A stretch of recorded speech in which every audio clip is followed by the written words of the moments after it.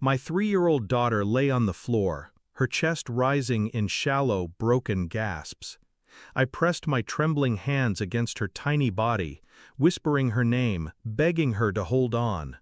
Behind me, my wife stood with a smile sharp enough to draw blood. "Scream all you want," she said softly. "It's already over." I didn't think. I lifted my daughter and ran. My legs buckled under the weight, but adrenaline dragged me forward. The car door slammed, the engine roared, and every red light blurred as I drove toward the hospital. I called the police on the way. My voice was hoarse, raw, but clear. Attempted murder. My wife, my child. When they met me at the emergency entrance, one officer took my statement while another approached my wife. He asked for her ID. She handed it over with careless confidence. And then I saw his face. The color drained from it. He looked at me as if I had placed something poisonous in his hands. That was the moment I realized. What she was hiding went deeper than betrayal. It was identity. It was everything. They stabilized my daughter. Machines breathed for her. The doctor's words blurred, but one thing anchored me. She was alive. I sat in the waiting room while my wife paced the hallway, feigning concern. But the officer's pale face lingered in my mind. He knew something. When I asked, he avoided my eyes. "We'll run her information," he muttered. Then he left. I watched her carefully after that. The way she touched my arm, just enough to look convincing, but not enough to feel real. The way her eyes shifted whenever someone in uniform walked past. This wasn't just infidelity. It wasn't just cruelty. It was something larger. Late that night, when she finally dozed in the chair beside me, I slipped her phone from her purse. My hands shook, not from guilt, but from certainty. There were hidden folders, numbers with no names, messages laced with codes I didn't understand. One word, repeated, cleaner. Not a lover's language, something colder, professional. I stared at her face while she slept, peaceful, untouched by conscience. The woman I had married, the mother of my child, wasn't who I thought she was. And I couldn't decide which cut deeper, that she had betrayed me, or that I had never really known her at all. I began building my case in silence. Hospital days gave me cover.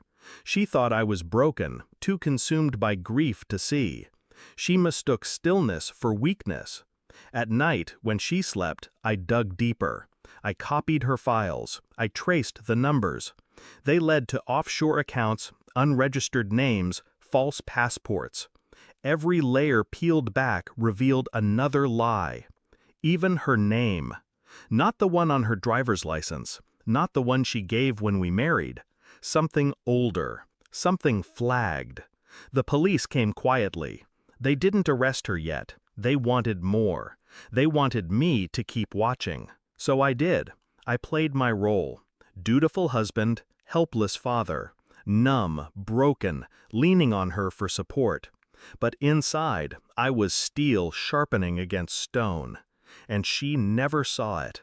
Every time she touched my shoulder, every time she whispered, "She'll be fine, we'll get through this," I saw the smirk from that night.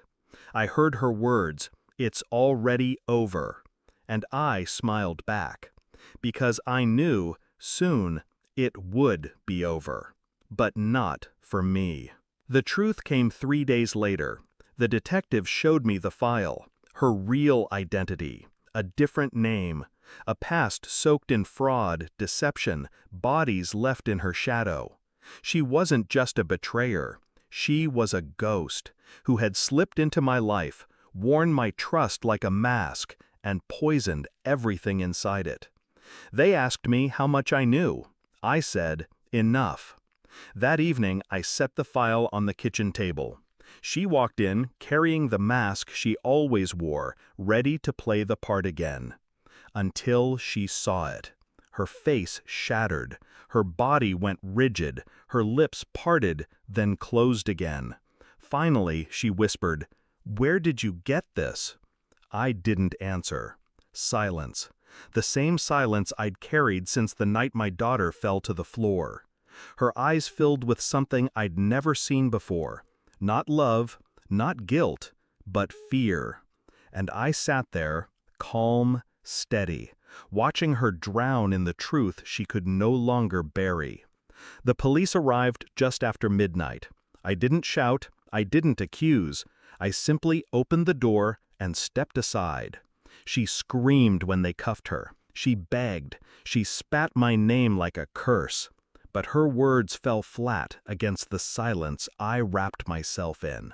I didn't look at her, not once, because true revenge isn't spectacle, it's exposure.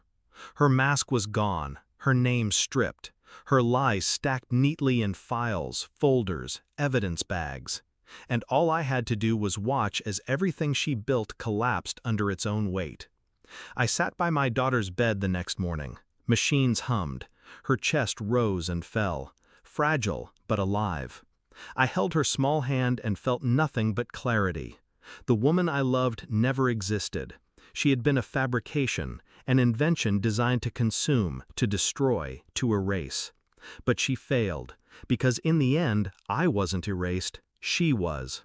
I thought I might feel grief, or rage, or triumph. Instead, I felt clean, empty in a way that was almost peaceful. The past had been cut away like a tumor, and in its absence, silence.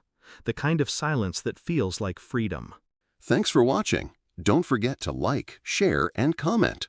Subscribe now to Cheating Stories Insight World for more amazing stories.